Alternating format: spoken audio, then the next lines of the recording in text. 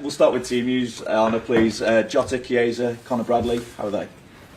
I think they feel good, but not when it comes to playing for us during the weekend. Federico might train with us today or tomorrow, but Joko definitely not. And Conor Bradley will be. Let's see if he can be with us tomorrow.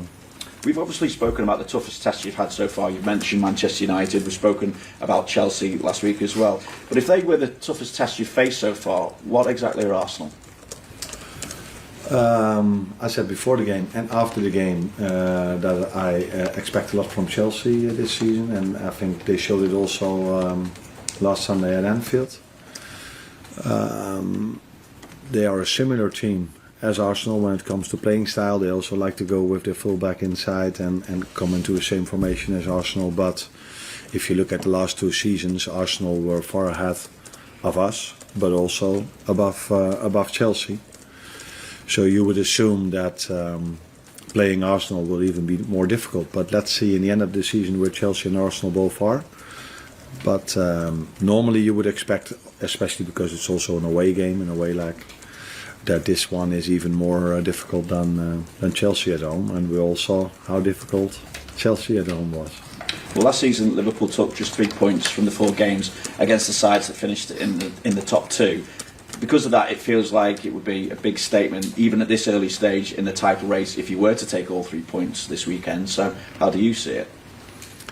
We all know that taking points from your competitor, and nobody knows in this early stage who is going to be your competitor or your biggest competitor.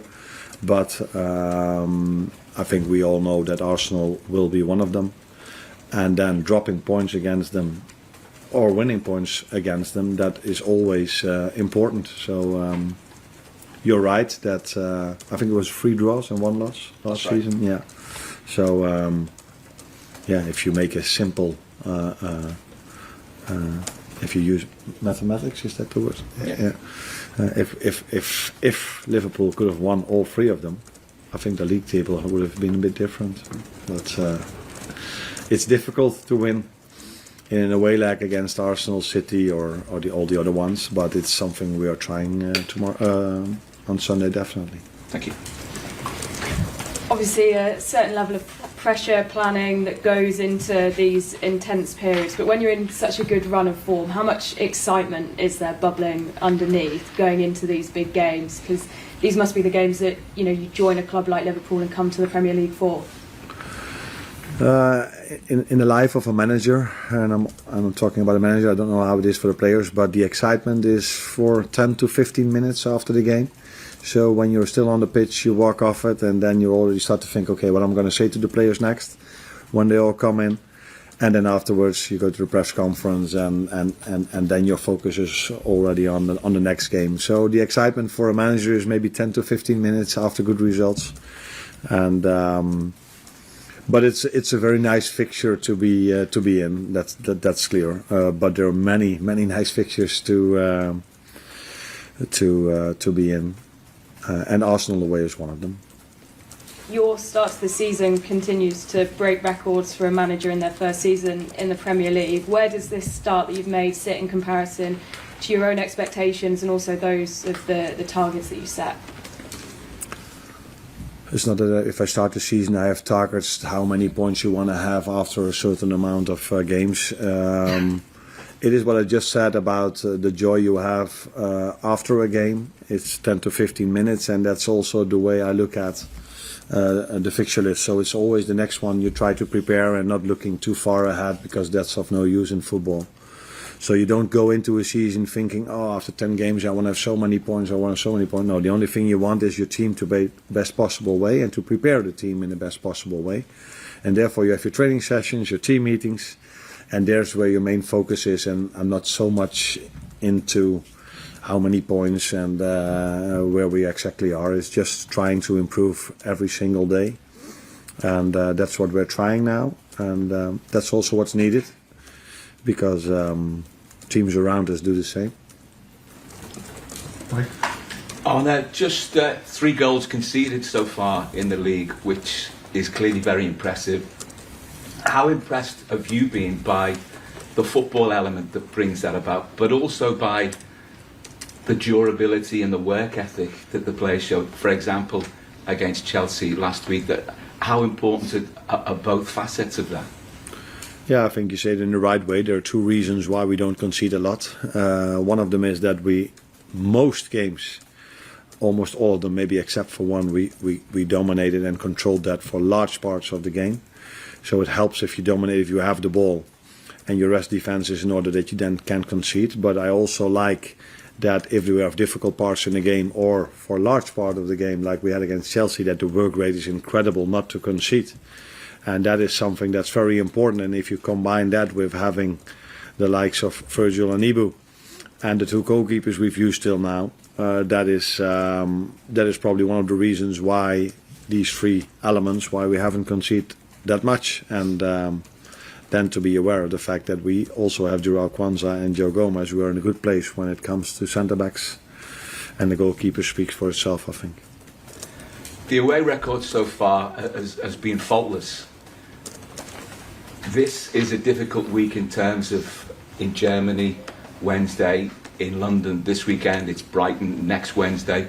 What sort of challenge does that represent, not just in a footballing sense, but logistics and the whole thing that sort of, disrupted training and what have you? Yeah, but that's part of our lives. That's also what the players are used to. If they play Champions League or like last season Europa League, you know that these challenges are there. You know also that they are experienced in this, how to take care of their body, what to do immediately after the game and the days after to prepare yourself in the best possible way. For this game we had 3 days in between, so that's more than we had before the Leipzig game. It's also more than we have for the Brighton game. Unfortunately for us, all these 3 games we have 1 day less in recovery than the 3 teams we face.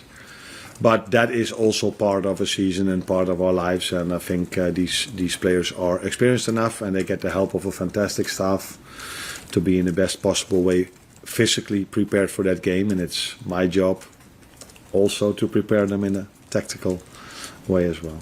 Thank you. Hi Arne. In terms of the start you've made, have you exceeded your own expectations before the season? Yeah, that's a bit similar answer that I just gave. There were not expectations from me. It wasn't like that I was at my holiday thinking about, okay, after 10 games, how many points do I want to have? No, the only thing I was thinking of was how am I going to try to bring the best out of this team that has been done for so long by Jurgen, and how can we continue that, and how am I going to do the individual meetings with the players, the team meetings with the players, and you don't think about points. For me, the way I think about it, it's about the process we are doing, what we do on a daily basis, and that, in my experience till now, leads in the end to points. That's why I didn't have expectations coming in when it comes to the amount of points we needed to have after 1, 2, 3 or 10 games. But there were expectations from me where the way I wanted to see the team playing. And I think that is matching my expectations at the moment. Hi Arne, I want to kind of return to something I spoke to you about before, is kind of retaining slender leads in games. Now, last time we spoke after Wolves, it was very much about towards the end of the game, you were concerned about not taking chances, but you weren't really concerned about giving up shots. Whereas in recent games against Palace, Leipzig and Chelsea, that's kind of changed. I believe it's 20 shots in the last 20 minutes of those games compared to 11 for Liverpool. Do you think maybe there's an element that Liverpool have been so good at defending these slender leads that it's starting to affect the balance between attack and defence towards the end of games? I think every game has its own story. So the Leipzig game, I just said about the difference in the period of rest we had in between the games. So that could be a factor where Leipzig was in the end of the game a bit better than we were. I don't know if that had anything to do with it, but it could. I think when I look at the Crystal Palace game, it was 1 or 2 transition moments where we were still, in my opinion, dominating the game, but we were a bit unlucky, or we didn't have the rest defense good enough in order to concede, combined with some set pieces. And I think the last chance Chelsea got was also from a set piece. So I liked it was only the last 6 minutes of injury time where we had at Leipzig, where we constantly had the ball and controlled it, and those moments were not difficult. So also the Leipzig game, the first chance they had in the last 10 to 15 minutes was from a second phase set piece. But yeah, you also concede a set piece if the other team is a bit stronger than you at that moment. So no, I'm not worried, but I prefer to see that we dominate till the end of the game. But it's also good to see that if we have to defend, that we have a team that defends with 11, with 2 outstanding centre backs and a goalkeeper that makes saves as well. And the last one for the break-off, Andy? Arne, just to ask, how is Alisson progressing in his recovery? Oh, he's progressing well, like we expect, but it's not a short-term recovery. So it's always difficult to judge him. I think the best way to judge an injury is in the end of an injury, the end phase of his rehab, and he's not there yet. So I can't tell you for how long he will be out, but don't expect him to be in against Brighton in the cup or next week.